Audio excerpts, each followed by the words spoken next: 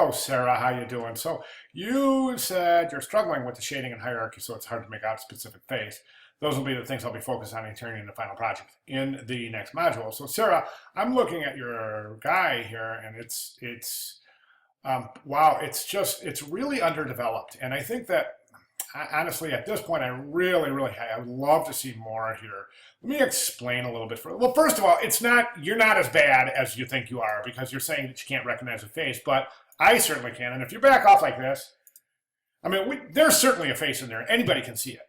The problem, though, is that it's underdeveloped. The fact that it's a recognizable face, I think, is a really amazing feat because all you've done is lay flat text, and you haven't even manipulated the text at all, which I think is a mistake.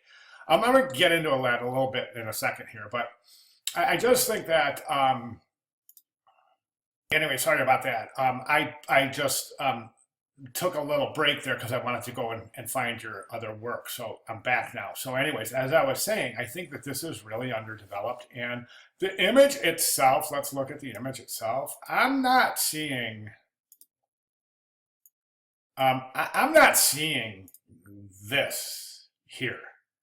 I'm just not seeing it at all. I'm not seeing the hair. I mean, the hair is intense. And the beard, I mean, this guy's pretty intense looking. I mean, he's got this awesome hair and this beard and this wonderfully chiseled face.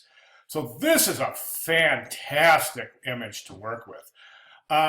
You're going to have to crop it though, just like this, just like that. And that's what the portrait will look like, cropped like that, like a super close up. Now, I remember talking about this piece, and I remember saying all of these little lines, they have to be cleaned up. Once you clean those up, it's going to be really easy to start fitting text in there, and that's the process. All you really do is take your text and start putting it in. Now, you need this as an underlying image. You can't just, I don't think it's going to be possible to just start laying type out and say, okay, do you see what I'm saying? I mean, you definitely need a foundation for which to lay the type over so that you can duplicate those tonal differences, okay, thereby building depth in the portrait. Okay, so as I said, I would concentrate on just doing this right here, close up, super close up like that.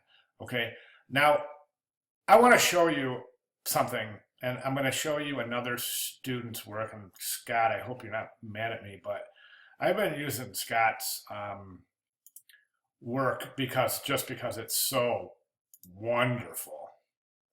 Okay, take a look at this, and then you can see how, and I'm just going to pull up your picture next to this, and I just want to make some comparisons, okay?